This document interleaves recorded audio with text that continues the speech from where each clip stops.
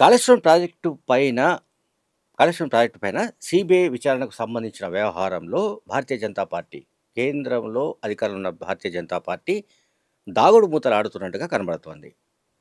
దాగుడు మూతలు ఎందుకు చెప్తున్నామంటే, తెలంగాణ ప్రభుత్వం 6 నెలల కిందటే కాళేశ్వరం ప్రాజెక్టు పైన నియమించిన commission, justice PC Ghosh commission ఇచ్చిన నివేదిక ఆధారంగా, అలాగే నేషనల్ డ్యామ్ సేఫ్టీ అథారిటీ ఇచ్చిన నివేదిక ఆధారంగా సిబిఐ విచారణ చేపట్టవలసిందిగా కోరుతూ అసెంబ్లీ కూడా తీర్మానించింది.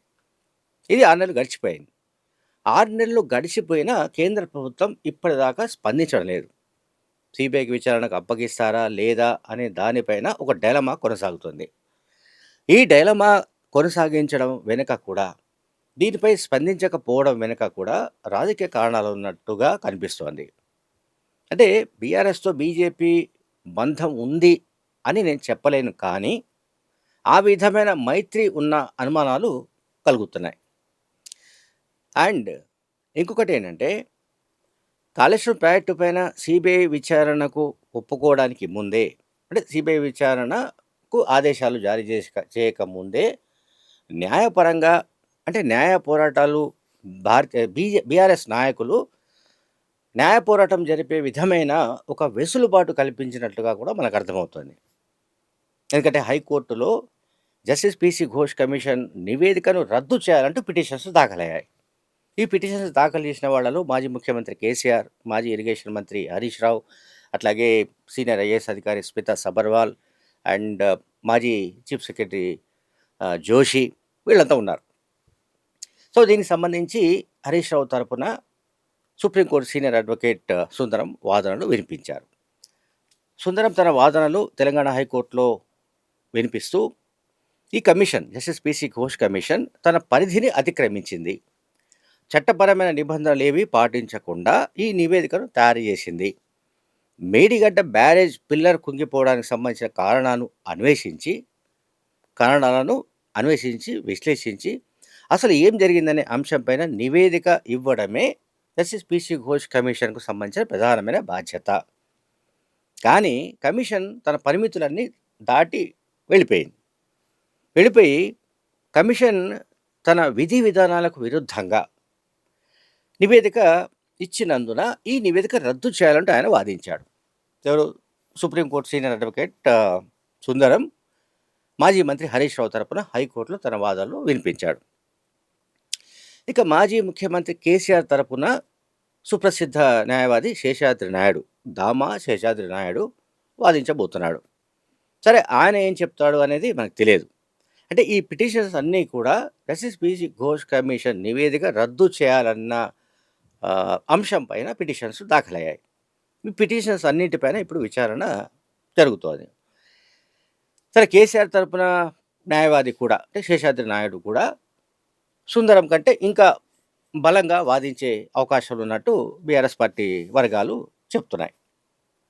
ఇక ఒక్కసారి దీనికి సంబంధించిన బ్యాక్గ్రౌండ్ చూస్తే 2025 జూలై 31 నాటికి ఘోష్ కమిషన్ తన విచారణను పూర్తి చేసి దాదాపు 665 పేజీల నివేదికను రాష్ట్ర ప్రభుత్వానికి సమర్పించింది. రాష్ట్ర ప్రభుత్వానికి సమర్పించిన తర్వాత రాష్ట్ర ప్రభుత్వం దీనిపై సిబిఐ విచారణను కోరుతూ లేఖ రాసింది. ఎవరికి? కేంద్ర ప్రభుత్వానికి. అది పెండింగ్లో ఉంది, నేను ముందే చెప్పాను. తర్వాత ఘోష్ కమిషన్, అంటే ఘోష్ అంటే సుప్రీంకోర్టు మాజీ న్యాయమూర్తి. ఆయన ఫైండింగ్స్ ఏంటంటే, అంటే ఆ రిపోర్ట్లో ఉన్న ముఖ్యమైన అంశాలు కొన్ని చెప్తాను, 1-2 విషయాలు.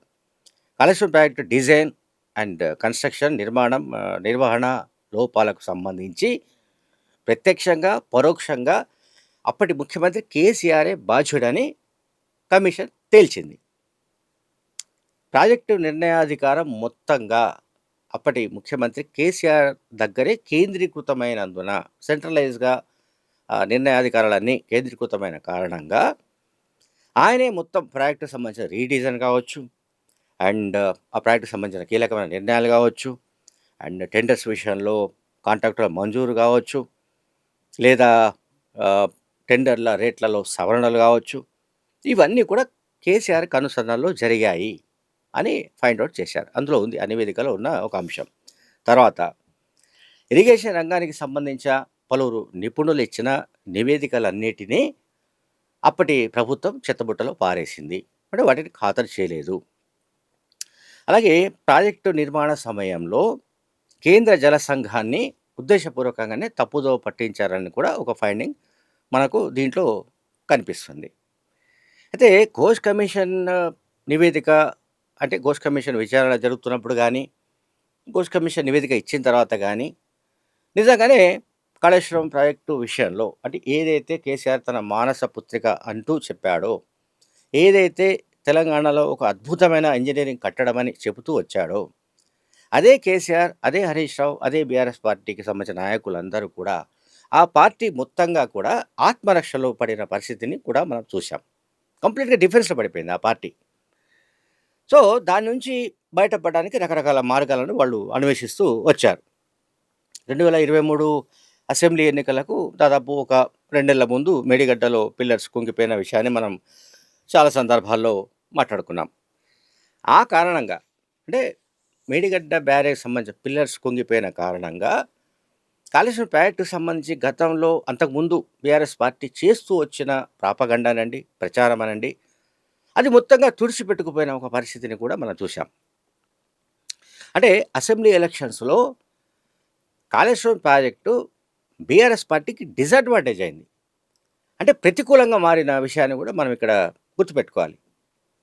అంటే కాళేశ్వరం ప్రాజెక్టు ప్రారంభించి 3 ఏళ్ళు కాకముందే ఒక బ్యారేజ్‌లో కీలకమైన లక్ష్మీ బ్యారేజ్ అంటాం, మేడిగడ్డ బ్యారేజ్.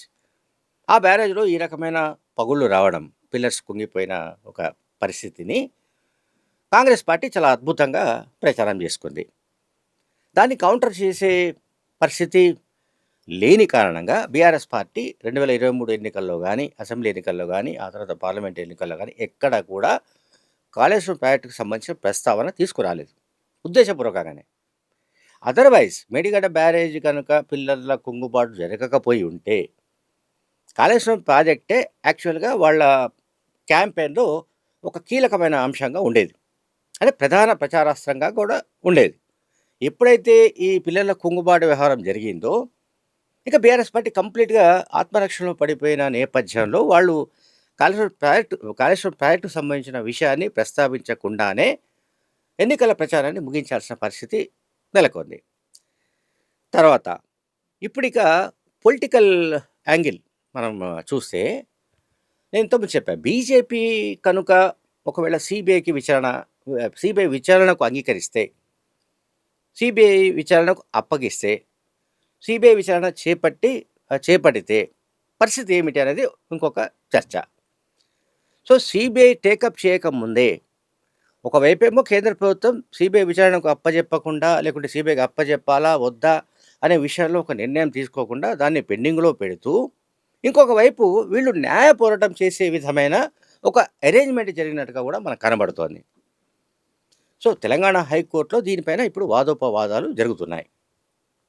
సో, ఈ వాదోపవాదాల్లో ఏం జరుగుతుంది? అంతిమంగా తెలంగాణ హైకోర్టు ఎటువంటి తీర్పు ఇవ్వబోతుంది? అనేది కూడా ఇప్పుడు ఒక ఉత్కంఠ కొనసాగుతోంది. సో, ఏది ఏమైనా కూడా మళ్ళీ ఒకసారి ఈ పిటిషన్లపై హైకోర్టులో విచారణ ప్రారంభమైనందున కాళేశ్వరం ప్రాజెక్టు మళ్ళీ తెరపైకొచ్చినట్టుగా కనిపిస్తోంది. Thank you very much.